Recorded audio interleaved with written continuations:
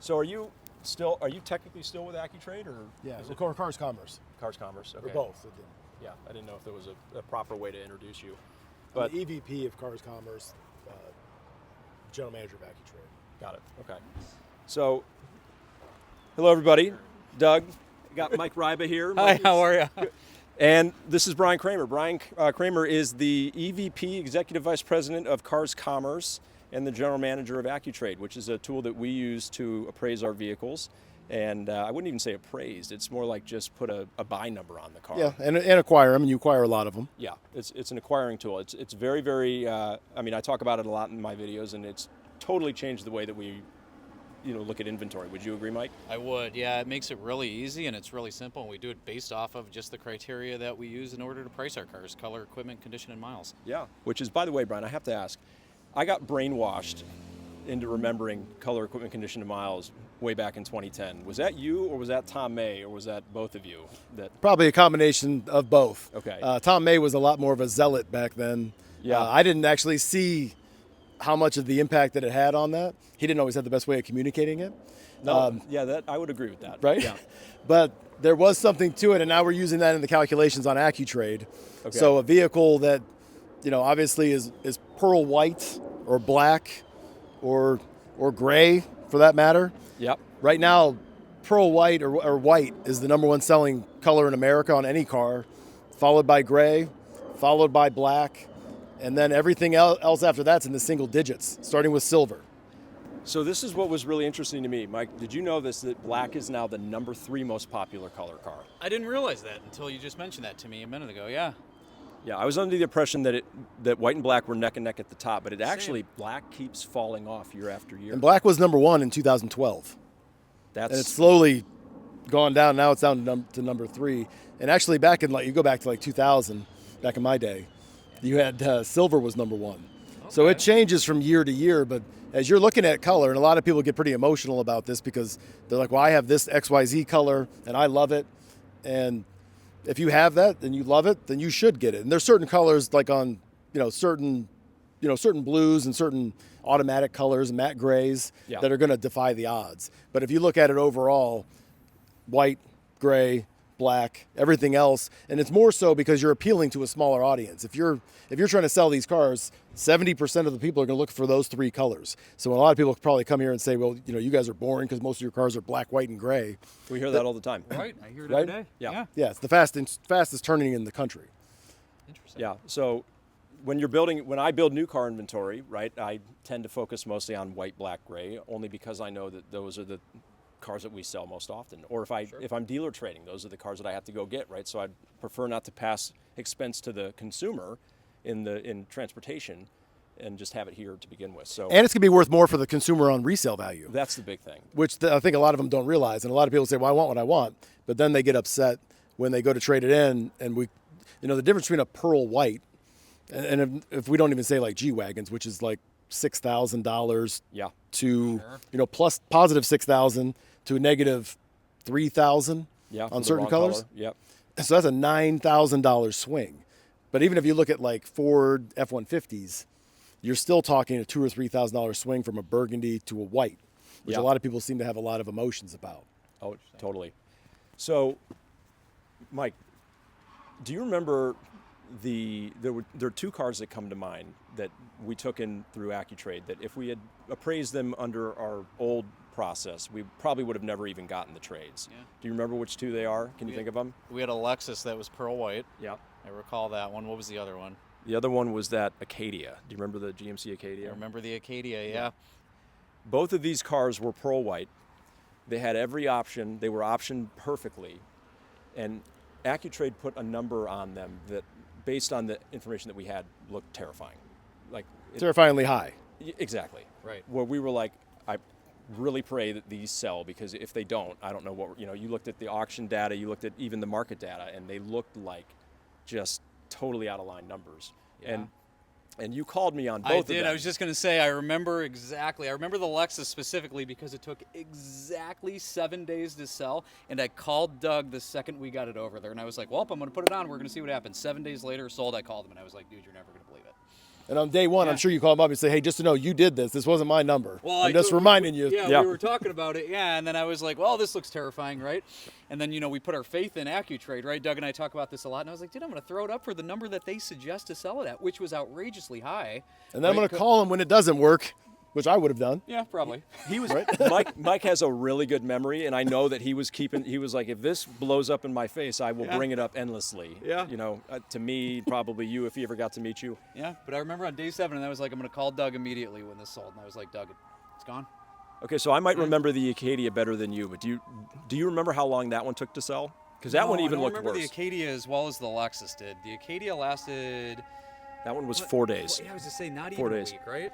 And with that car, with the Lexus, I was like, well, it's an RX, it's pearl white. Right. It was, I was reasonably comfortable with that car. The Acadia, we don't get a lot of those in on trade, so we were a little bit more terrified of that. Mm-hmm. That one looked even worse, and it sold in 4 days. Yeah, it was under a week.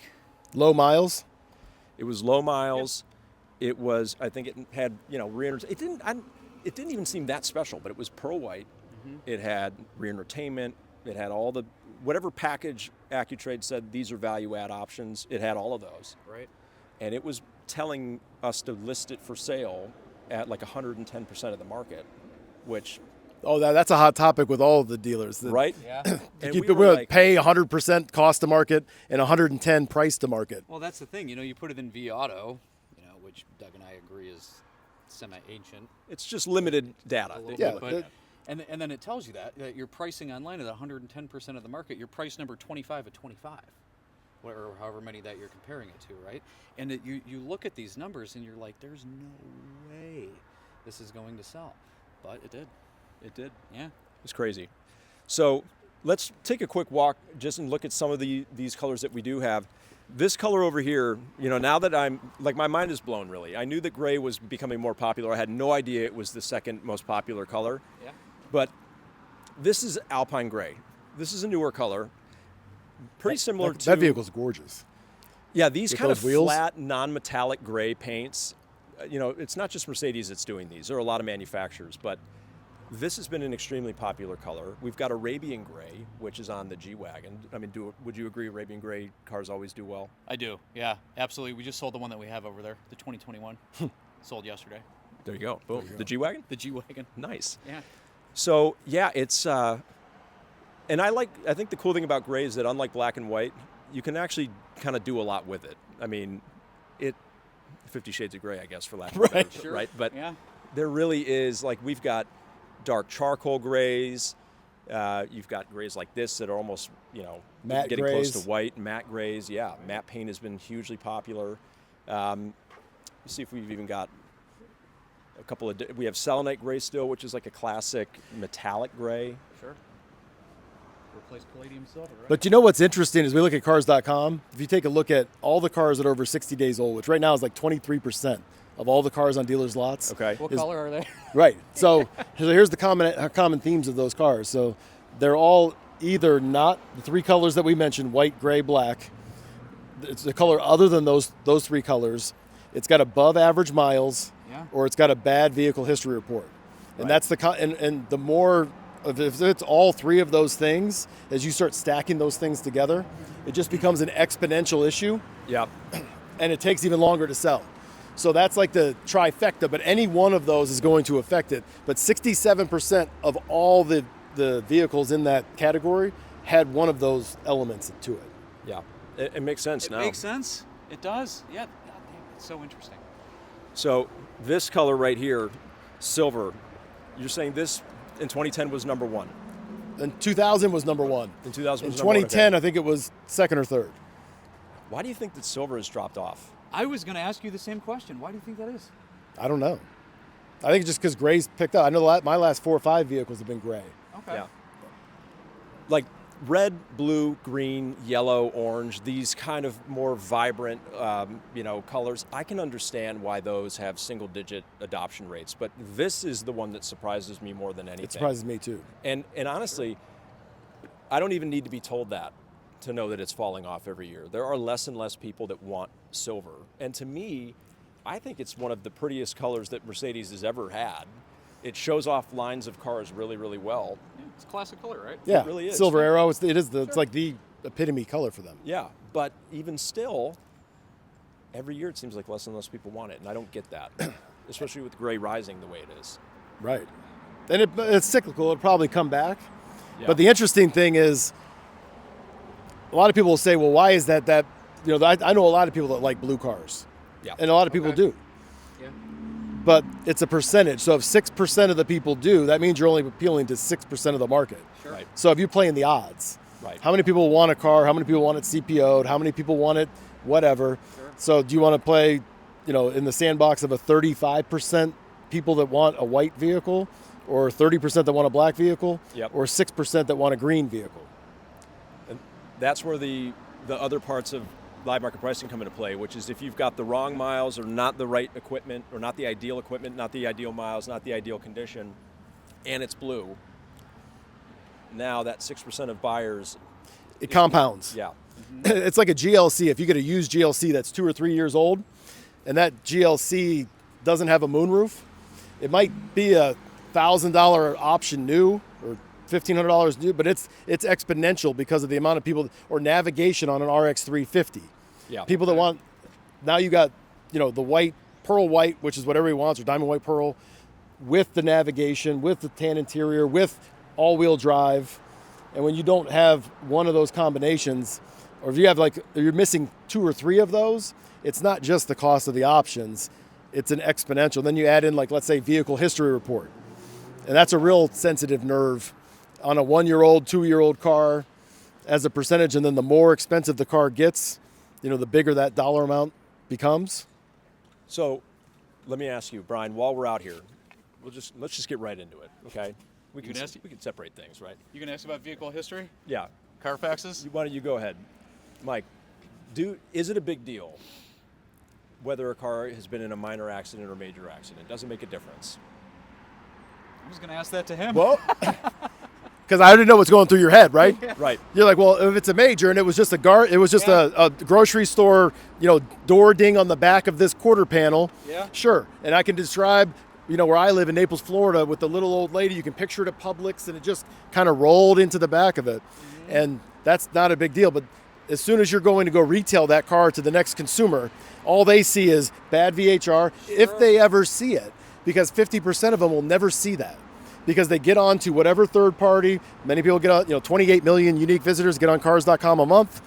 They click on bad VHR, no, and 50% of them swipe out. So they're only looking at the ones with, which is how it offsets Considers it the same either way then in that case, right? Because it's going to chop it off of their search list if they select that is what their criteria is anyway, huh? So then you either have to lower the price or pay more to market that car. Yeah, so in their eyes, in the consumer's eyes, if they're doing that search, they're thinking of it as the same thing. But I actually agree with the consumers. It shouldn't affect it that much, but that's the reality of it. So do you think Such that... an interesting point. Yeah. Do you think Cars.com would ever consider differentiating between minor and major accidents and searches, or would it not be worth doing?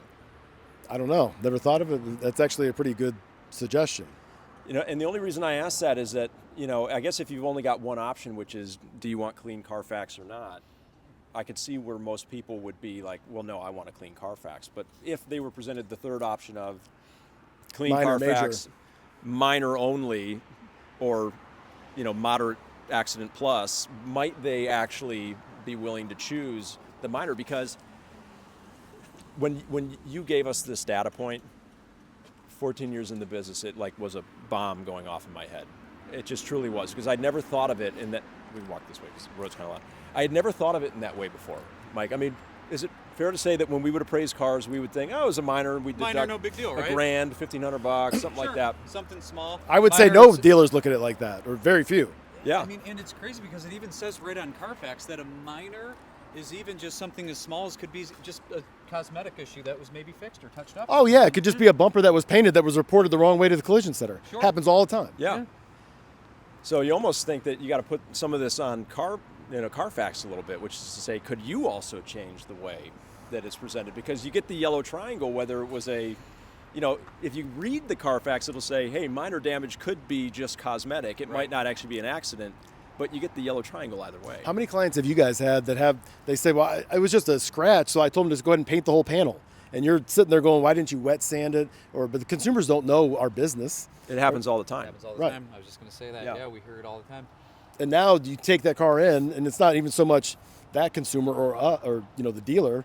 It's the next consumer that's going to be searching for it online. And as you start getting into cars like this, it's not even like $500 or $1,000. I mean, you're talking $3,000, $4,000 deducts on one panel.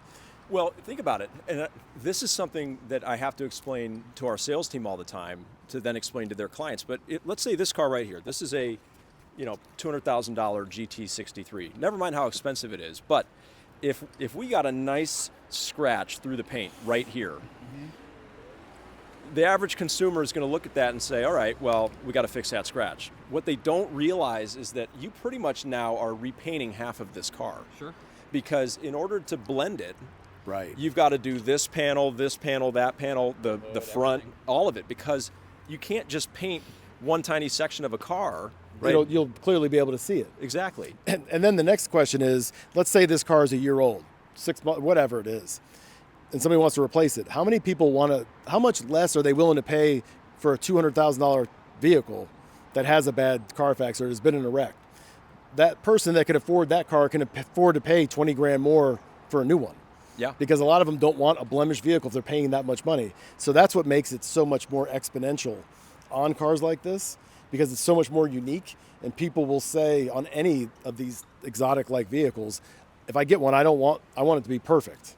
So any little blemish or anything on the vehicle history, no matter how small, affects it at a much larger amount, a higher percentage. Right. Like curbing these wheels. Oh yeah, that's a complicated wheel. You're right. I think you said it. I mean, it could be a swing just like that too, because if you get somebody, you just said it, that if there is something that has been refinished on this car, someone who can purchase a car of this caliber, just go spend the extra money and just get a brand new one. Right. So it should be a big difference. I know this is a little off topic, but I'd love to ask you this because I get this question from social media followers all the time, which is, why do Mercedes-Benzes and other luxury cars depreciate so much? And I'm curious as to how you would explain that, because I have my explanation of it, and I'm just curious how you would explain that. In the first couple of years, why do they depreciate the way they do? Well, I think there's a multi-prong answer to that. That's a good question. So it depends on what the percentage is of the vehicle. So if it's a $200,000 car, 10% of that vehicle could just seem like a lot of money at $20,000 when it's actually the same percentage of what it is on a C-Class or even a Toyota Camry in that case. I mean, I've seen Toyota Camrys that will, in the first year, depreciate at a higher percentage than a certain Mercedes GLE, GLE 53 or GLE 43. The percentage of the Camry is more, but the dollar amount of the GLE is so much more. So not so much more, but thousands more. So people think it depreciates more when it's actually just a more expensive vehicle. Right. So confusing the two things, but I also think that it depends on how many are being built. Is it an outgoing vehicle? Is it at the end of its body cycle versus the beginning of its body cycle? I think in many cases, Mercedes-Benz, my wife, that's all she drives or will drive. Yeah. And she drives it because we can trade out of those cars, sooner than she wants to be in the whole lease. Right. If she times it correctly. Yeah. But if she buys it at the end of the body cycle, it's going to depreciate a lot more. And I think a lot of people see that. Yeah. Or they see on the G-Wagons from all the crypto mania during COVID that they're dropping 40, 50 grand. But that was an artificial market. I think that was artificially inflated. Oh, definitely. I think if you look at it versus a Dodge or a Jeep right now, it actually costs many people less to own a Mercedes-Benz than it would to drive a Grand Wagoneer. Sure. Yeah. Makes sense. Market on those has been wild. Yes. So, Mike, I'll ask the same question to you. Why do you think that that they do? Everything he just said there, I think, makes perfect sense. I think, and I think it depends, and it's going to vary on specific vehicles. So, I mean, like you said, so something on this where call it 10%. 10% on this car is going to be 20 grand, when 10% on a $50,000 car is going to be $5. It's going to be the same percentage, just different dollar amounts, just due to the caliber of the car and the price of the car.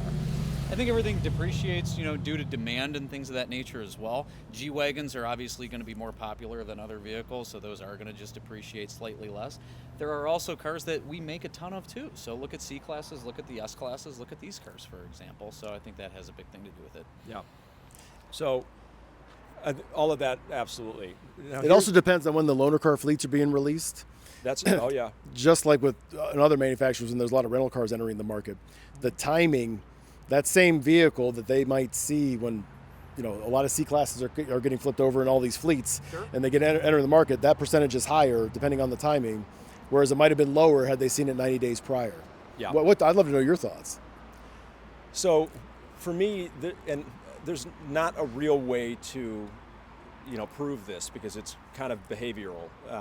But as an econ major in college, I was very into trying to understand why people made the decisions that they did when it came to buying and selling things. And some of it is just assumptions. You can't actually prove that it is that way. For me, I think that, like we've talked about before, the people that can spend the money on cars of this caliber, they tend to want them either brand new, unblemished, perfect, or they need like a smoking deal on it. And if the gap between used and new is too small, then they will always step up to new.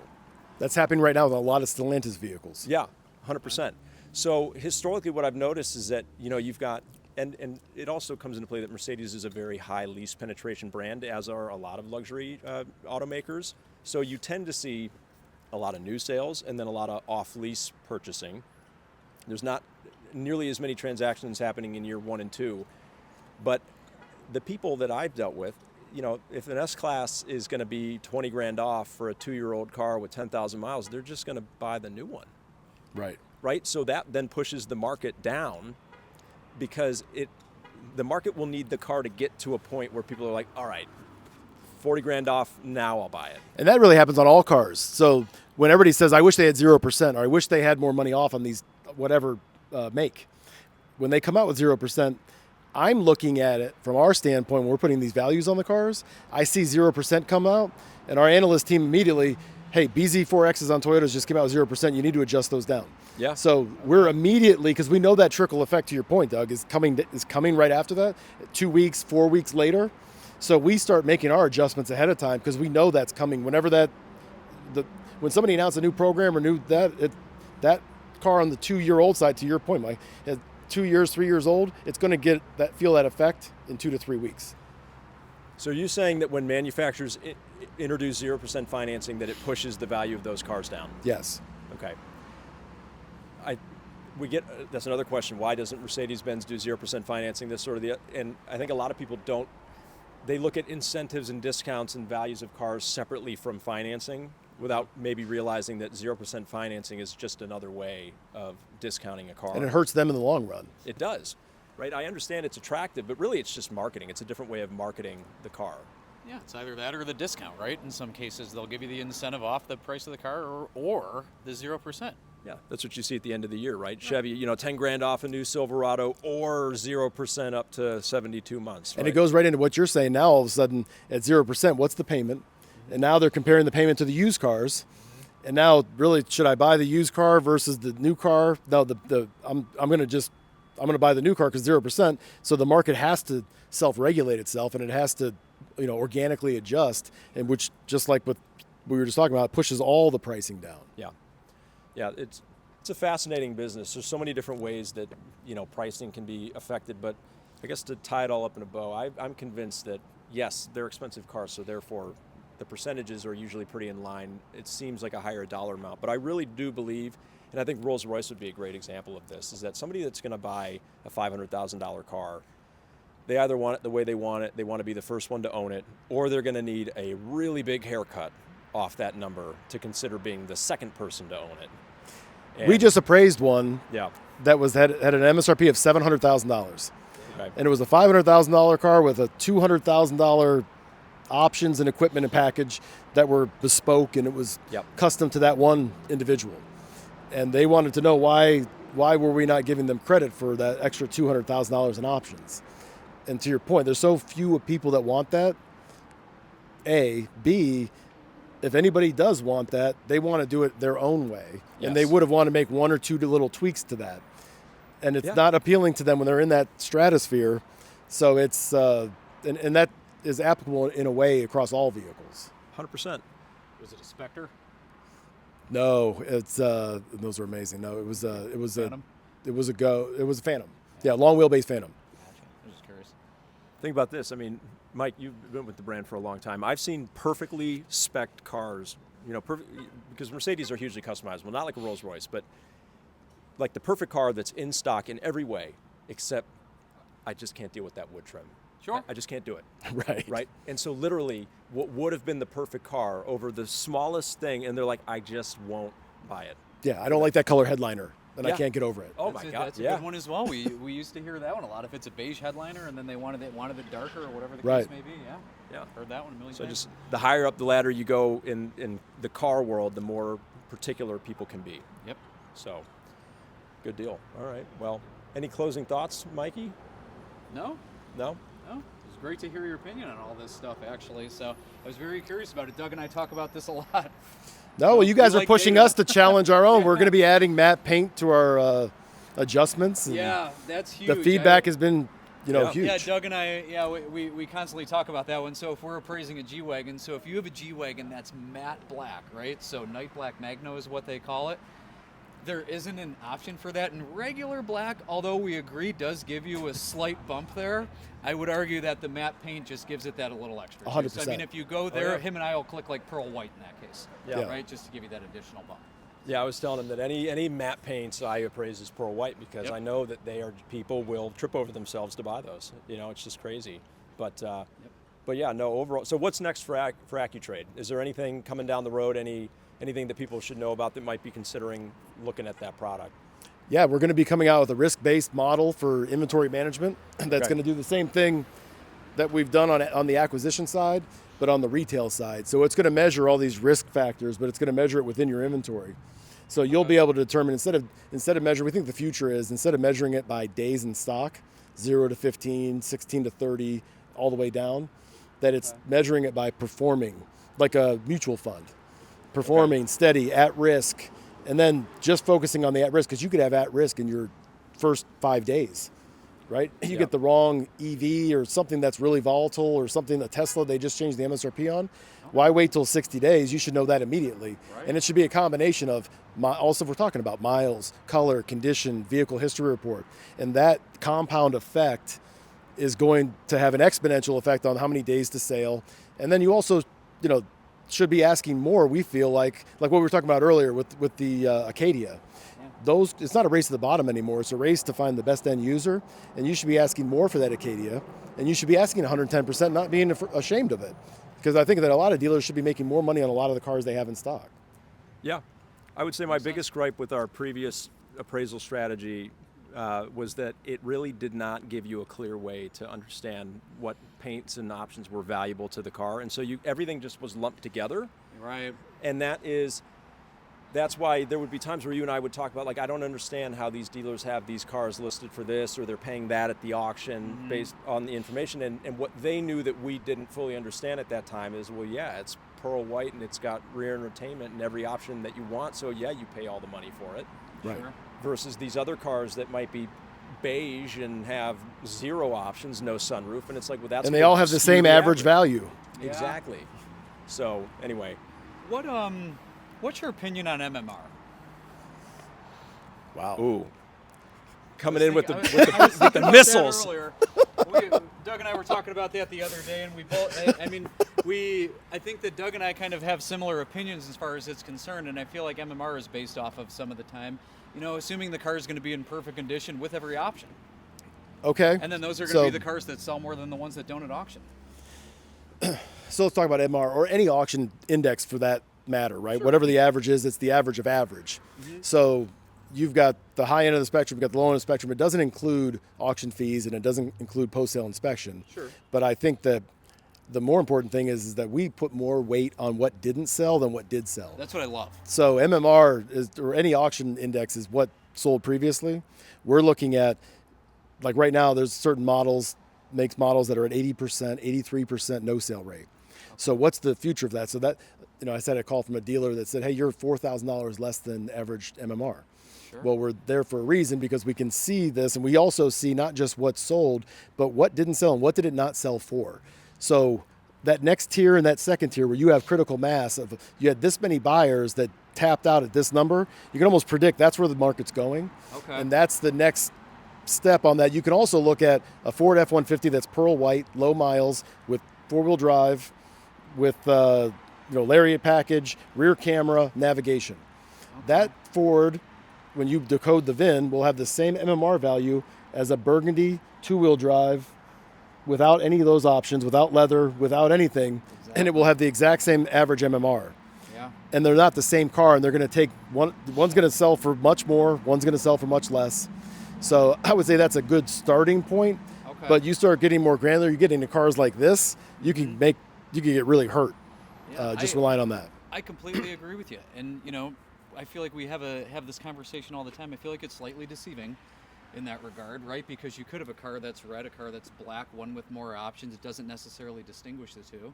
And I think that no sale data is just as important, if not more important, than what's actually selling. We see dealers overpaying for the less desirable cars and underpaying, which is even more dangerous, for the really desirable cars because everybody's just looking at average.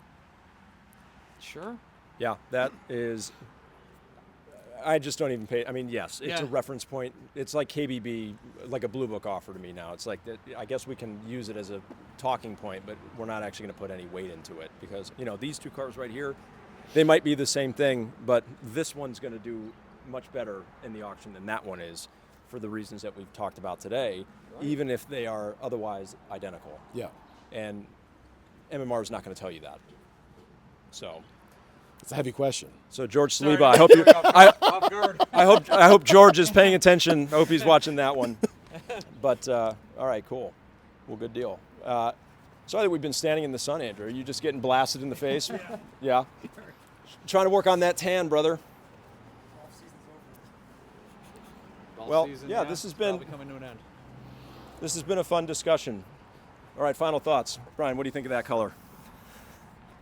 I only look at it as a commodity, and it's going to turn a little bit slower. I'd rather have a pearl white. Not to say, but everything else about that vehicle, I love it. Yeah.